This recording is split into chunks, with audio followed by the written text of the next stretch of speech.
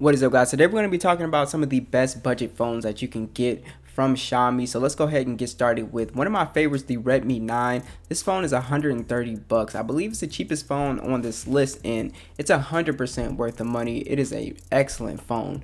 So I do have videos on all of these phones as well on the channel, and links down below if you want to purchase. But this phone has a plastic, design. It's not anything too fancy. It's got a, two-tone color design. I thought it looked nice for what it was, but this phone has a 6.5-inch display. It's 1080p 395 for the PPI. It's also an IPS display, and it has a little water drop notch, which I was fine with. Again, for 130 bucks, not a big deal. Some people have to have the punch hole. That's not a big deal at this price, and you get respectable bezels, a colorful display, and it gets fairly bright. I was really happy with the display quality on here, and you also get, of course, Android 10, MIUI 11 out the box, the Helio G80 and Mali G52, along with micro SD support, 32 gigs of internal storage, and 3 gigs of RAM.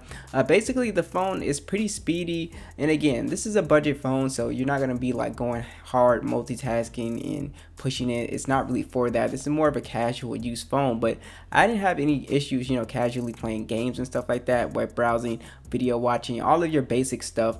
This phone does very well. So you do have on here a headphone jack with a loudspeaker on here that sounds pretty decent. You get good mids and highs, decent bass. You also have NFC on this guy, which is really nice, and an infrared port as well, so you can use it as a remote or something like that. And one of the most impressive things about this phone was for 130 bucks, this is one of the best cameras you can get. A 13 megapixel standard, 8 megapixel ultra wide, 5 megapixel macro, and a 2 megapixel depth sensor. Shoots in 1080p on the front and back with an 8 megapixel selfie. I was really impressed with the image quality on the cameras on here. You get very good detail for 130 bucks. Great color. Also, the ultra wide macro and the depth sensor all worked fine. I was really happy with those lenses. So overall, for image quality, I thought this phone went above and beyond at this price point, honestly. So you do have a physical fingerprint scanner as well on the back that works fine, as well as face unlock. This phone also has a massive battery, so if you're somebody that wants all day battery life, this is definitely it. You have a 5020 milliamp battery on here with 18-watt fast charging as well. So the phone is overall a beast for 130 bucks. All right, next on here is the POCO X3 Pro. So if you're a power user, you game a lot, and you just multitask really hard, this is the phone for you. This is the most powerful phone on the list, I believe. And yeah, it's just a beast for the price of around $286 on eBay right now. So you don't have a fancy design on here. It's a plastic design. It's IP53 dust and splash protection as well, so that's really nice. You do have on here 6.67-inch display at 1080p 395 for the PPI. Also 120 hertz refresh rate on this guy.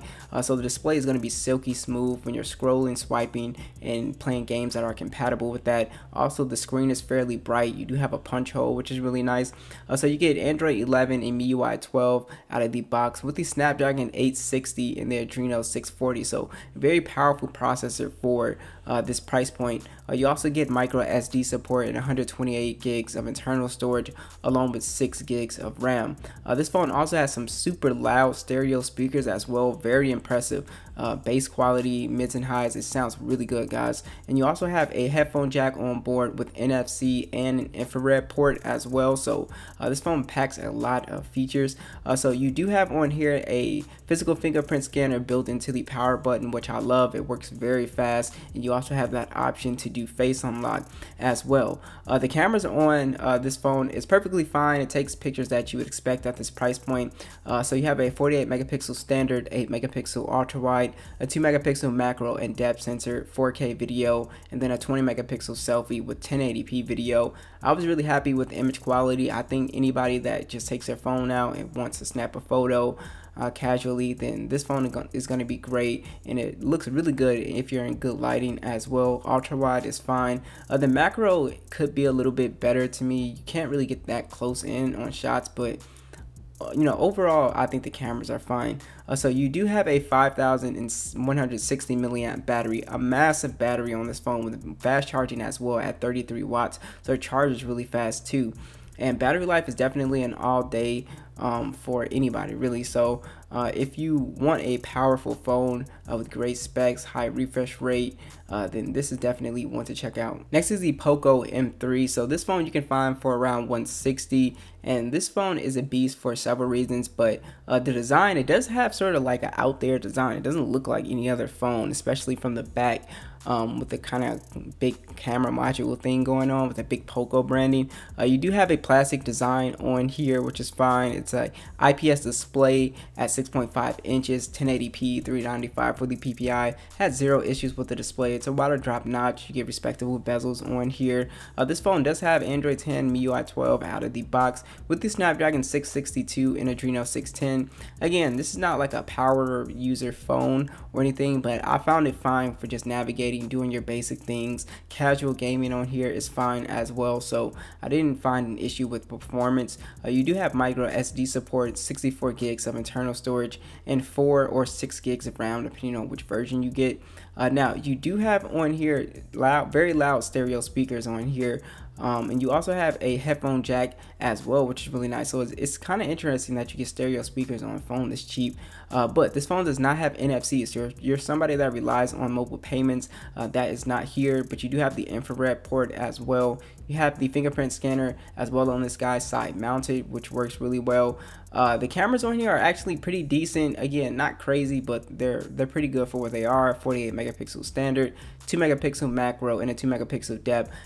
My only complaint with the cameras on here is that there's no ultra wide, so I would easily replace the macro and depth for an ultra wide, but it's not there. But image quality is fine. The 8 megapixel selfie is fine as well, so I didn't have a huge issue for paying under 200 bucks. Image quality is going to be pretty good. You also have 6,000 milliamp battery, so this is the biggest battery on this list. So if you're somebody that is heavily into having all day 2 days of battery life, this is a phone you definitely want to consider. You have 18-watt fast charging as well, so this was a phone that was really impossible for me to kill. So if you want a good battery life phone, this is definitely one to think about. Alright, so next up is the Redmi Note 10 Pro. This might be my favorite one on the list because of just the overall design and display on this guy. So it's got a glass back plastic frame on here. The design is beautiful. It's got like sort of like a soft matte finish on the back, and it doesn't pick up fingerprints, so really nice looking. I think the camera module looks really good too. Just design wise, it's my favorite phone of this year so far as like design. But you do have IP53 dust and splash proof, which is nice. This phone has a AMOLED 120 Hz HDR10 6.67 inch display. It's 1080p 395 for the PPI with the punch hole. It's an absolutely beautiful display color wise. Just the 120 Hz just makes everything super silky smooth on this phone when you're navigating, so I just really love using this phone's display. You also have one here, Android 11 out of the box, MIUI 12, and the Snapdragon 732G on here, Adreno 618. It's perfectly fine for gaming on the casual. Again, if you want a more powerful gaming phone, I go for the POCO X3 Pro. But this phone for me was just really nice, just using the display and just navigating. Everything just looks really great. You do have the micro SD support, 128 gigs of internal storage, and 6 gigs of RAM. You also have on here stereo speakers, which sound great, very loud, very thumpy. Headphone jack is on board on this guy with NFC and an infrared port. This phone, I think, has some of the best cameras on the list. Now, there are two variants of this phone. There's a 64 megapixel one and a 108 megapixel one. You also have an 8 megapixel ultra wide, 5 megapixel macro, and a 2 megapixel depth sensor, 4K video, and a 16 megapixel selfie camera. This phone takes beautiful photos, very highly detailed photos, good dynamic range.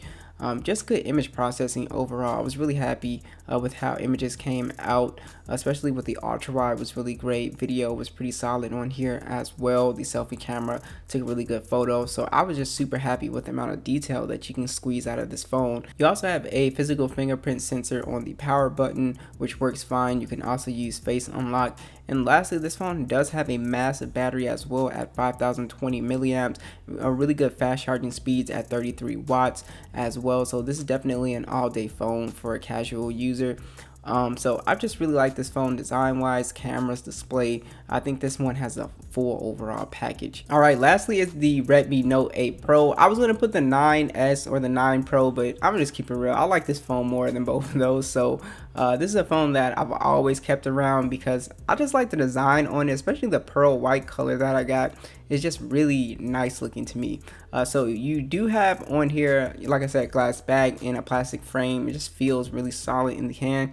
The phone costs around 200 bucks these days now. It's a 6.5 inch display. It's 1080p, 395 for the PPI. It's IPS. Overall, it's a beautiful display. It gets fairly bright at 500 nits as well. Wider drop notch, respectable bezels. So overall, I didn't have an issue with the display quality on this guy. This phone does have Android 10 out of the box. It should be getting the Android 11 update. The reason why I like this phone is because it has a Helio G90T processor and Mali G76 GPU.